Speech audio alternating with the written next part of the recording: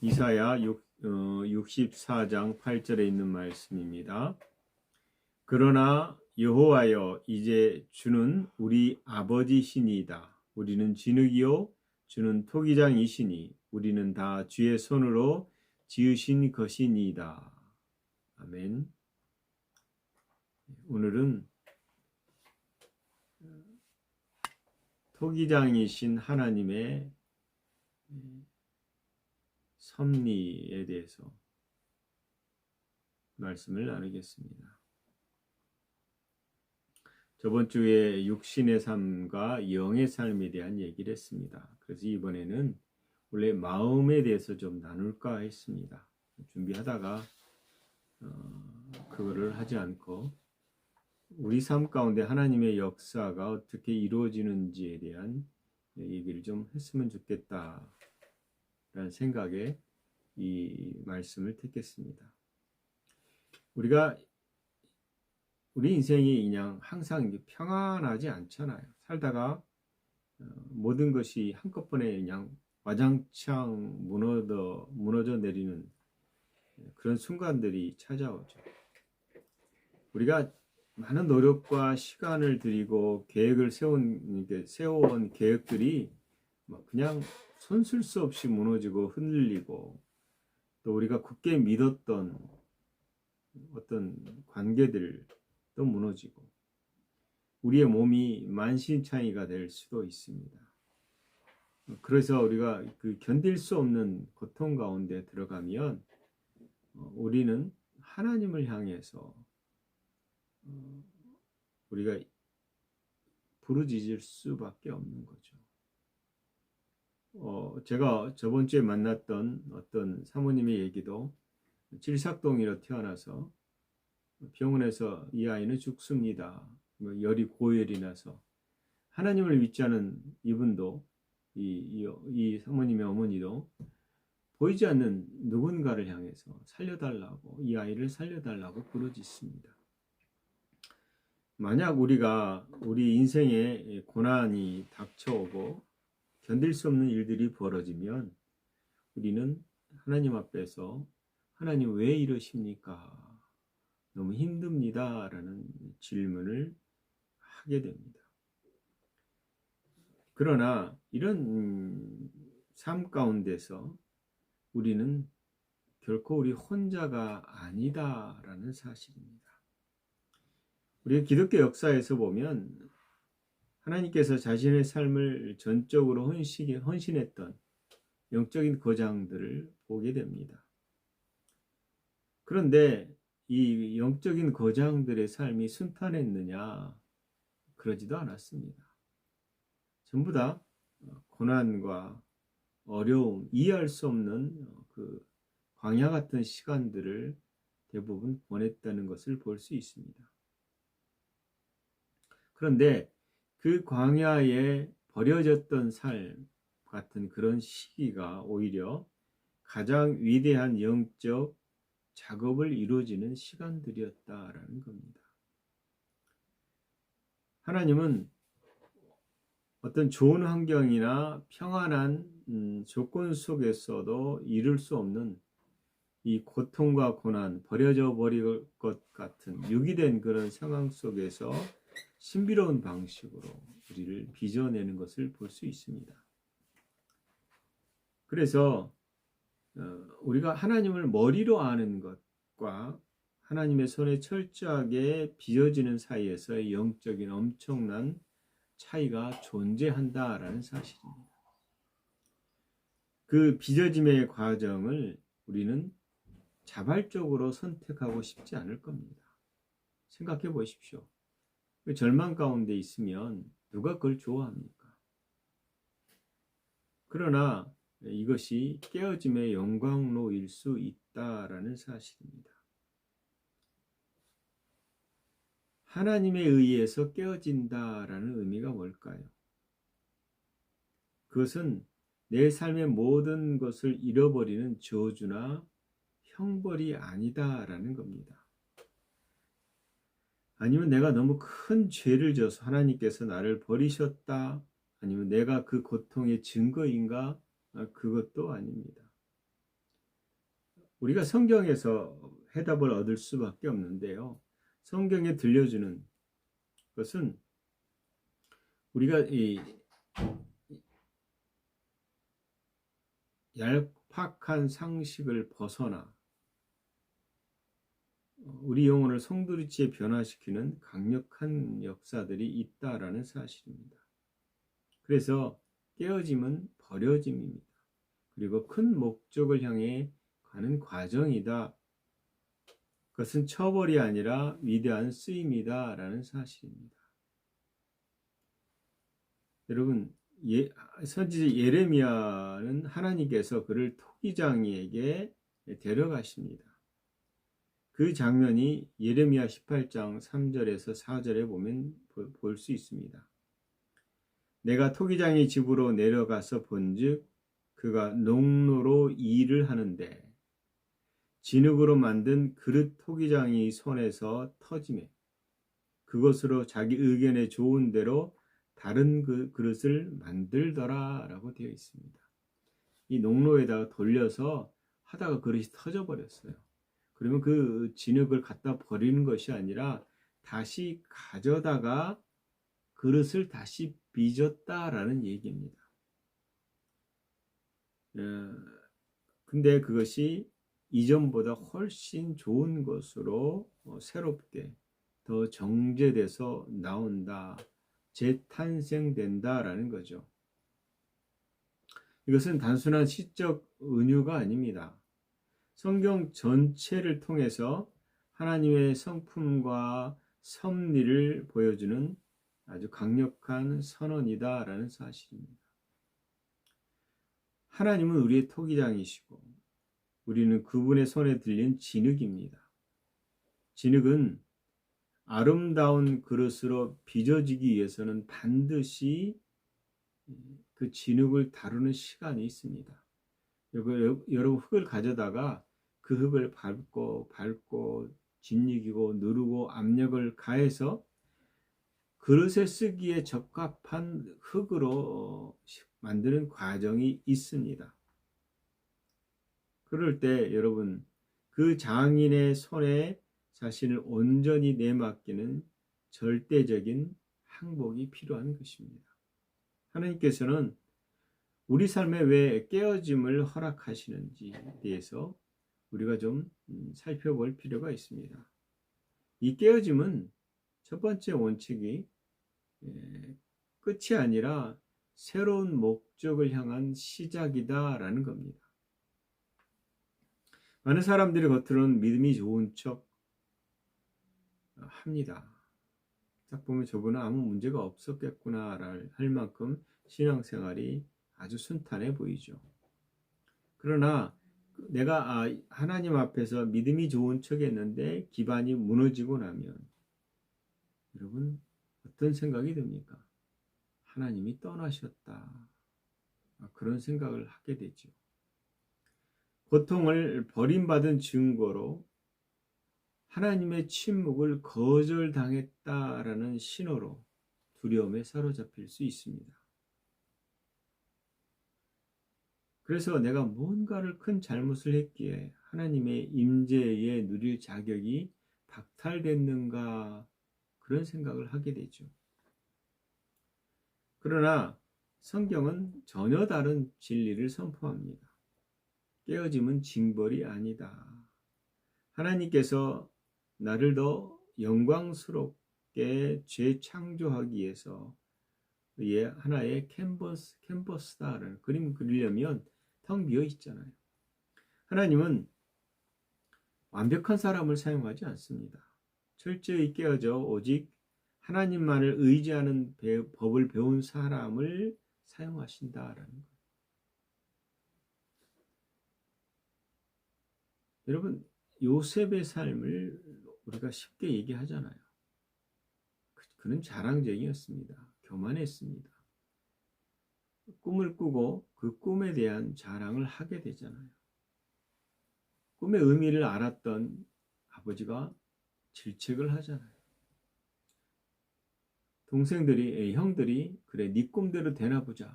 물론 이 큰 틀에 보면 하나님의 계획을 보여줬고 그 계획을 이렇게 사단이 대적해서 형들을 통해서 이겨버리려고 했던 것은 사실입니다. 그러나 요셉은 불과 얼마 되지 않아서 자기의 삶이 사랑받고 형들로부터 질투를 얻을 만큼 아버지의 사랑을 받았던 그가 지옥으로 변합니다.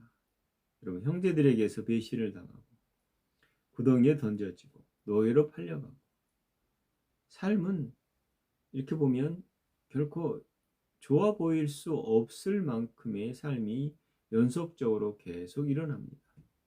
잘 나가다가, 가정총무로 잘 나가다가 또 모함을 당해서 감옥에 가잖아요. 만약에 요셉의 이야기가 37장에서 그냥 끝났다면 그걸로 에이, 하나님 왜 이러셔? 이렇게 말할 수 있을 것입니다. 그러나 하나님은 요셉의 인생을 거기서 끝내지 않고 당신의 구속사에 끌어가십니다. 여러분, 감옥살이가 파멸이 끝이 아니라 그것은 위대한 여정의 시작점이었다. 그 감옥에서 어떻게 환관장들을 만나서 그걸 풀어가게 하는 일들이 벌어질까요? 고통과 기다림 속에서 하나님은 장차 나라에 올 큰 기근에 대해서 구원할 통치자로서의 그를 준비시킵니다. 여러분, 훗날 요셉이 형제들 앞에서 고백하는 걸 보십시오. 니들이 나를 죽이려고 그랬지? 두고 봐라. 이제 경을 치를 거다라고 말하지 않았습니다. 당신들은 나를 해하려 하였으나 하나님이 그것을 선으로 바꾸사 오늘과 같이 많은 사람의 생명을 구원하게 하시려 하셨나이다 라고 말했습니다. 이 고백은 고통의 한복판에서는 결코 볼 수 없습니다. 그냥 버려진 것 같은 인생이죠. 인생에 낙이 없죠. 내 인생이 왜 이래? 이렇게 힘들어할 만큼. 그런데 제널드 L. 시처라는 신학자가 있는데 그분이 쓴 책에 하나님 앞에 울다라는 책이 있습니다. 그 책의 내용은 회복에 대한, 상처의 회복에 대한 얘기인데 어떤 상처냐? 인디언 마을의 식구들과 현장 학습을 갔다가 봉고차를 타고 돌아오는 길에 술 취한 인디언의 자동차와 부딪히는, 근데 살짝 접촉이 아니라 세게 부딪혔나 봐요. 그리고 교통사고가 돼 다 떨어져 나가고 자기 눈앞에서 자기도 다쳐서 누워있고 꼼짝 못하는 상황에서 자기 눈앞에서 장모님과 아내와 아이가 죽어가는 것을 봅니다. 아무것도 할 수 없어요. 자기가 다치지 않아 쫓아가서 뭔가를 조치할 수도 있는 상황도 아니고 그런 끔찍한 상실의 경험을 하게 됩니다. 그리고 자기와 또 다른 자녀 하나, 둘만 살아난 상황. 여러분, 이 가운데 하나님 앞에 어떤 고백을 하겠습니까? 감사합니다라는 고백은 그건 나올 수가 없는 거죠. 하나님, 내가 왜 이런 일을 내가 당해야 됩니까? 하나님은 침묵하십니다. 어떤 답변도 하지 않으십니다. 그 상처와 상실의 오랜 시간 가운데 그는 하나님의 임재를 경험합니다. 그리고 그 사건 속에서 하나님의 임재를 보게 됩니다. 이 말이 뭐냐면 우리의 삶이 한순간에 그냥 끝나는 것이 아니라 영혼과 연결돼서 살아가고 있다라는 거예요. 여러분, 갑작스런 해고를 당해보십시오. 그것이 하나님의 강건전 손길이라고 생각하겠습니까? 저는 아침에 예레미야를 잠깐 읽다가 이 나라를 생각해 봤습니다. 이렇게 대놓고 거짓말하는 위정자들, 눈 하나 깜짝하지 않고 사건들을 조작하는 것을 보고, 그것만이 아니라 전체가 한꺼번에 모여서 그것을 짜고 악한 일을 행하는 그런 일들을 보면서 느낀 게 뭘까요? 왜 이런 일이 벌어질까였습니다. 결론은 두 가지입니다. 그 가운데 하나님의 역사가 있다라는 사실과, 그런 가운데 교회가 악에 처해 있구나, 회개해야 되는구나, 교회가 철저하게 거짓말하는 것을 당연하게 여기는 교회 안에서의 일어나는 부패들입니다. 이것이 빛을 비추지 못하게 하고 소금을 소금되게 하지 못해서 사회가 썩어져 버렸구나. 여러분, 우리가 회개해야 되지 않습니까?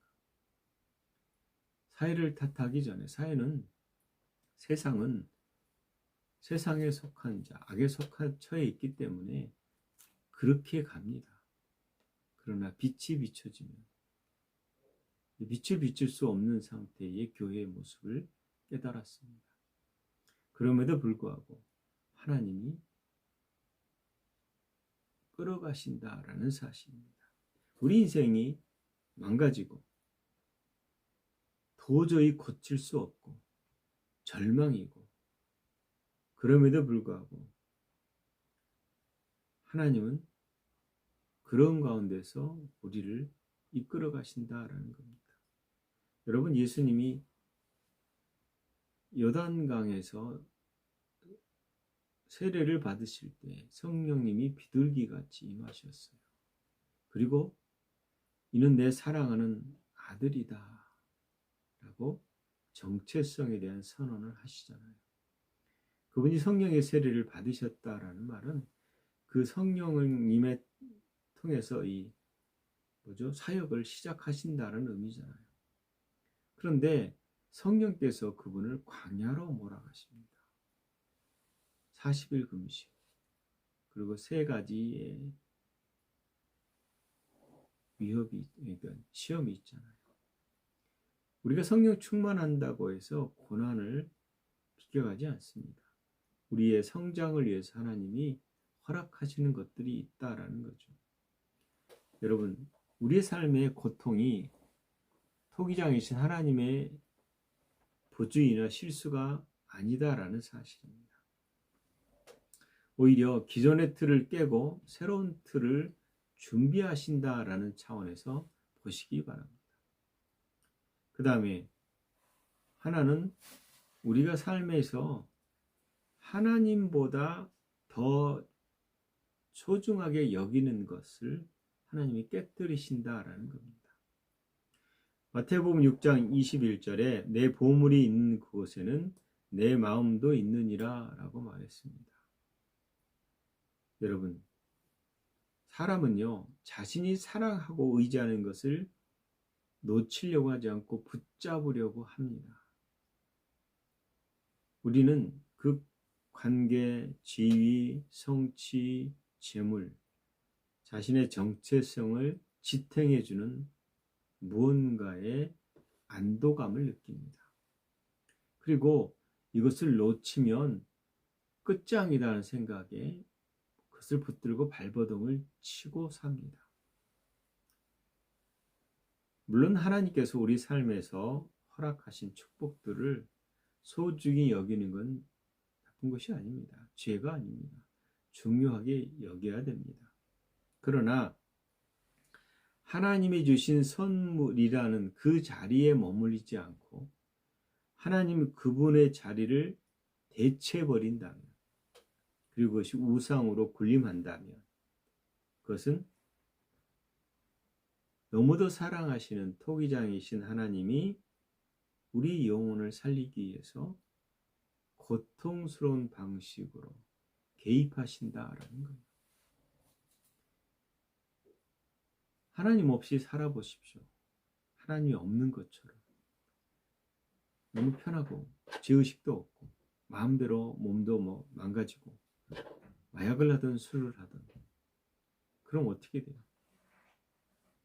하나님께서 어떤 때는요, 그 몸을 사단에게 내어줘서 우리 영혼을 구원시키려고 한다라고 되어 있습니다.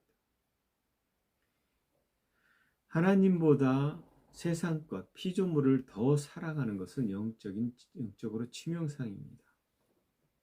그래서 하나님이 강제로 그것을 빼앗아 가실 때도 있습니다. 물론 사고 나서 가족들을 데려갈 때 하나님이 그 가족을 빼앗은 건 아닙니다. 사단이 한 거죠. 그러나 이런 원리의 가장 사건 중에 하나가 아브라함 사건일 겁니다. 100세의 아들을 낳았어요.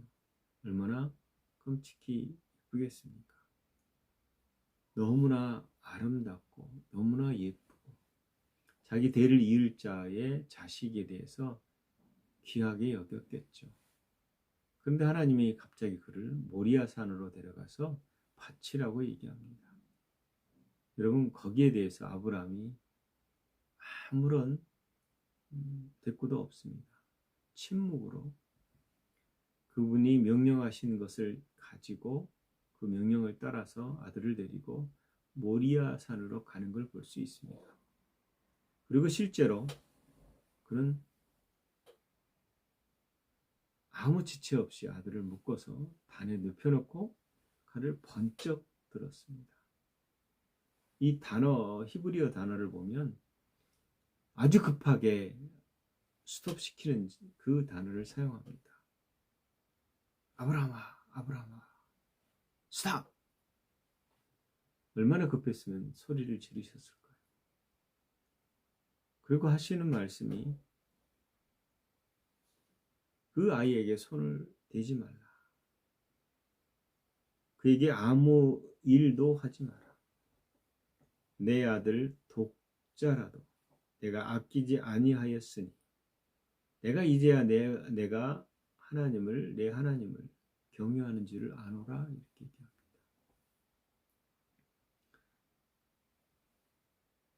하나님이 물론 그 사건에 더 깊은 영적 차원으로 들어가면 대적의 문을 취하는 약속이 있습니다. 아브라함과 하나님과의 새로운 언약이 있죠. 그래서 여자의 후손인 예수 그리스도를 오게 하는 길을 아브라함을 통해서 시작하시는 걸 볼 수 있습니다. 그러나 오늘 얘기는 아브라함이 얼마나 아들을 사랑했는지 하나님이 질투가 나신 거죠. 그래서 줬던 선물에 대해서 다시금 상기를 시키는 걸 볼 수 있습니다.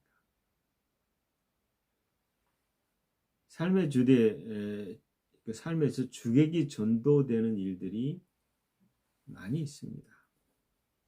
여러분, 솔로몬도 그런 사람 중에 하나잖아요. 하나님께서 선악을 구별하는 듣는 마음을 하나님께 간구를 했습니다. 그러자 하나님이 허락하시죠. 그 허락함의 전제는 뭐냐면 10계명의 첫 계명, 나 위에 다른 신을 섬기지 말라. 즉, 이 지식을 때문에 하나님 나를 놓치지 말라 라는 전제 가운데서 이 은혜를, 지혜를 허락하십니다. 하지만 솔로몬이 부여해지고 강해지고 그러고 나서 그가 가지고 있는 지식과 지혜들이 하나님께서 맡기셨다는 것, 하나님의 거룩하신 성령님을 통해서 하나님께 속한 것이다 라는 것을 잊어버리고 그게 내 거라고 스스로 설득하는 거죠. 그래서 중심을 잃어버리고 지혜를 잃어버리게 됩니다. 이게 몰락의 시작이죠. 여러분, 정말로 중요한 것은 솔로몬이 왜 실패했는가라는 겁니다. 여러분, 우리의 계획과 정체성을 무엇에 두었느냐가 중요합니다. 하나님 외에 다른 것에 두었을 때 그것이 곧 무너질 수 있다라는 겁니다.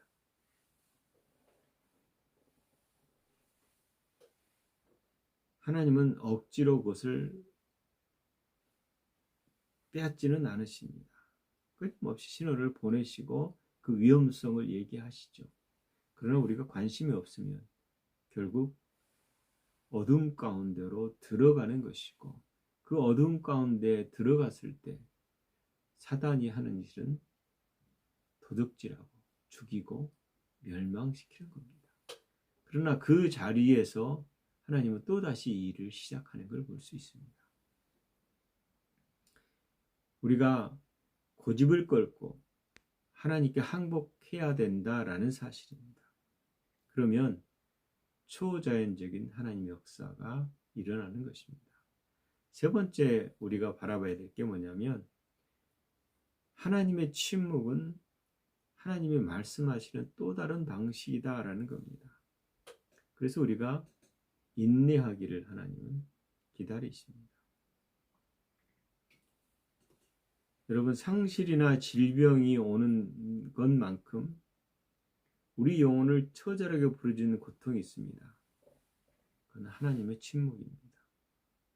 하나님이 없는 것처럼, 하나님이 나를 유기한 것처럼 굳게 닫혀 있고 하늘문이 전혀 미동하지 않고 응답의 메아리조차 들리지 않을 때 어떤 생각을 합니까? 내가 기도를 잘못하고 있는가? 하나님 나를 버리셨나? 이런 질문들이 믿음이 약해져서 나온 것은 아닙니다. 여러분, 시편에 다윗도 수없이 울부짖었습니다. 고난 속에서 하나님을 원망했습니다. 여러분, 예수님조차 엘리 엘리 라마 사박다니, 왜 하나님 나를 어찌해서 버리십니까?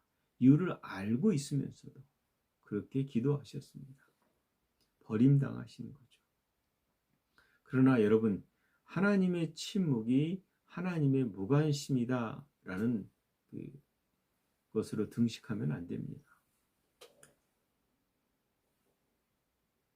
하나님의 응답하셔야 하나님 내에 관심이 있다가 아닙니다. 하나님은 우리 영혼의 가장 깊은 곳에서 우리를 빚어내는 은밀한 시간이 하나님의 침묵이다라는 겁니다. 여러분, 생각해 보십시오. 나사로 사건, 죽은 나사로, 오빠가 병들어 죽게 됐고 급히 사람을 보내서 예수님, 나사로가 죽게 됐습니다.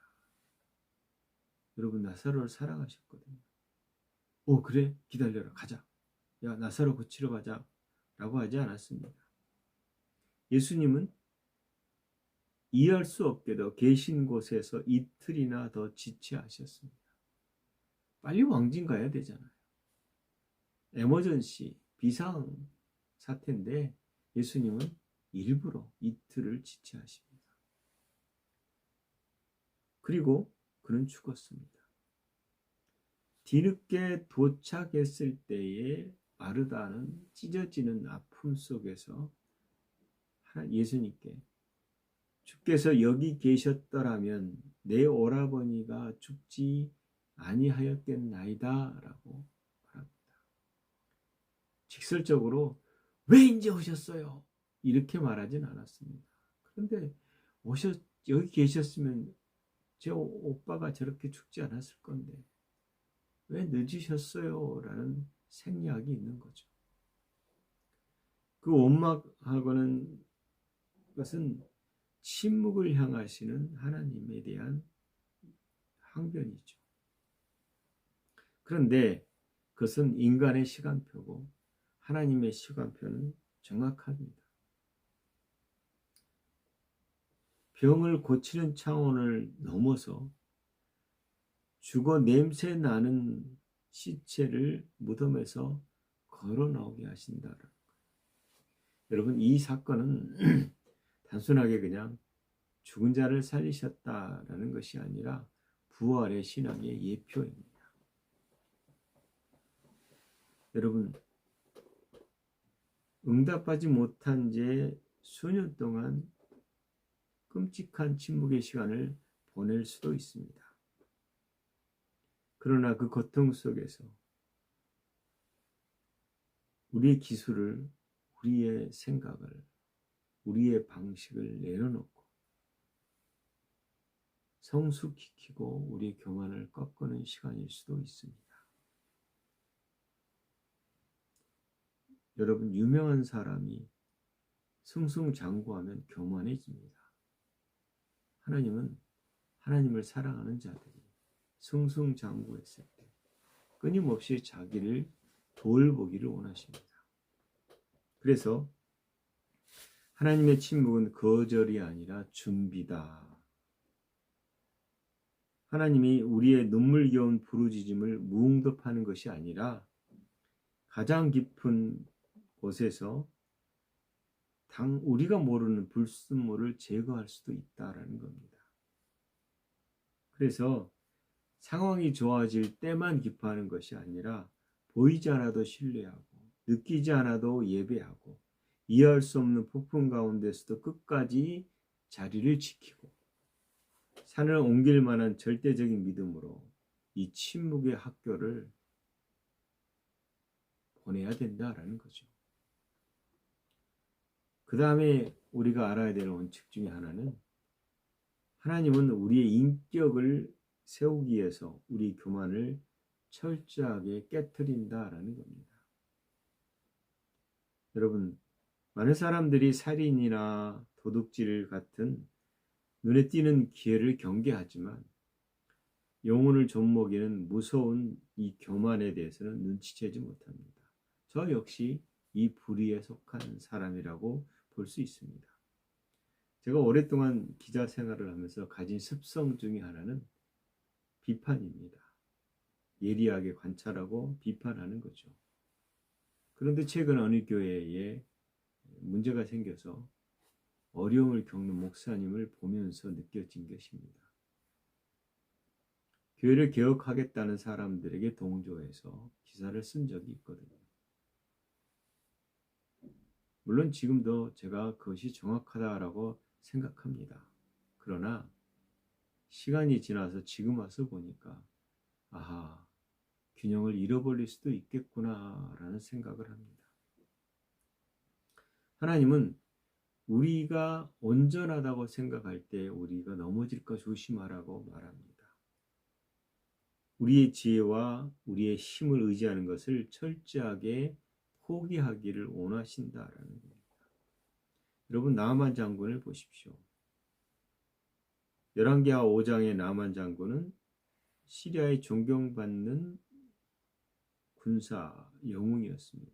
막대한 부를 가졌고 절대적인 권력을 가졌습니다. 그러나 그의 갑옷 속에는 철저하게 썩어져가는 문둥병자였습니다. 그리고 치유를 위해서 선지자 엘리사를 찾아갑니다. 여러분, 그 치유 사건을 알지 않습니까? 나만 장군이 왔다. 선지자 엘리사가 발벗고 쫓아나가서 어서 오십시오. 그 상처부에 손을 얹고 기도해서 낫는 것이 나만이 생각했던 방식입니다. 그런데 엘리사는 코빼기도 보이지 않습니다. 그리고 어떡합니까? 종을 통해서 모욕적인 말을 합니다. 요단강에 가서 몸을 7번 씻으라.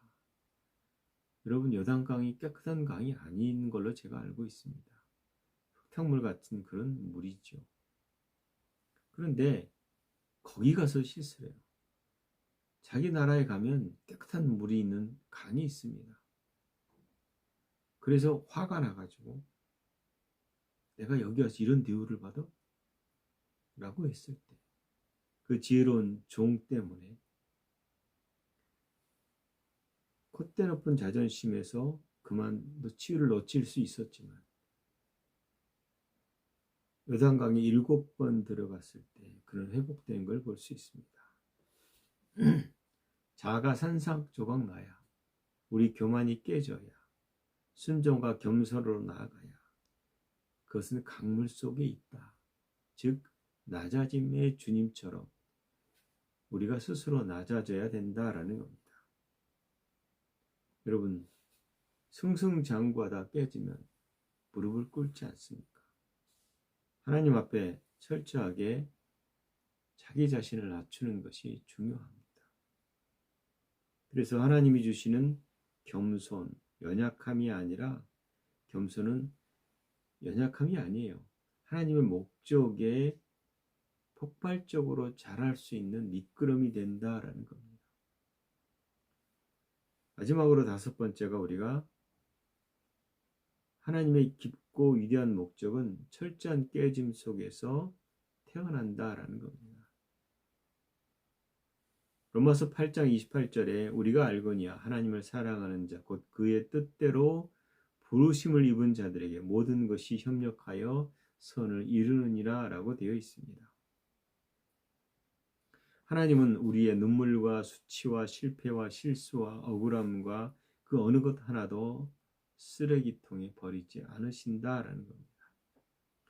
전능한 손 안에서 인간들이 만들어낸 취악의 오물조차도 위대한 걸작으로 빚어내시는 분이 하나님이십니다. 여러분, 모압 여인의 롯을 보십시오. 남편을 잃은 과부입니다. 이방인입니다. 물려받을 재산도 없습니다. 의지할 핏줄도 없습니다. 그야말로 왼바닥의 인생입니다. 이스라엘 사람과 결혼하는 것 때문에. 그래서 그가 더 이상 시어머니를 따라갈 이유도 없습니다. 그런데 새 출발할 수 있는 기회를 버리고 그는 이 상실의 잿더미 가운데서 도망치는 대신에 충성과 헌신으로 가장 고통스러운 좁은 길을 선택합니다. 그래서 어머니의 백성이 나의 백성이 되고 어머니의 하나님이 나의 하나님이 되실 것입니다 라는 고백입니다. 믿음의 고백을 통해서 그는 결국 누가 됩니까? 그리스도의 족보 가운데서 다윗 왕의 증조모가 되는 것입니다. 여러분, 우리가 어처구니 없는 어려움을 당하면 어떤 말도 위로가 들어오지 않습니다. 위로줄 말도 없고요. 그러나 그 파편들의 깨어짐이 결국 우리를 하나님의 위대한 사람으로 가게 합니다. 결론입니다. 여러분, 토기장의 손에 온전히 머무르십시오. 하나님이 너와 함께 하겠다고 말씀하셨다면 함께 하시는 것입니다. 내가 온전한 자다라고 얘기하면 그렇다라고 고백하십시오. 네가 거룩한 자다라고 말하면 거룩한 자로 고백하십시오. 제가 요 며칠 고민했던 것 중에 하나는 내가 하나님 앞에 머물러 있는 시간이 너무 적구나, 부족하구나라는 생각이었습니다. 하나님과의 친밀함이 우선인데 그 친밀함이 우선이 아니구나 라는 생각을 했습니다.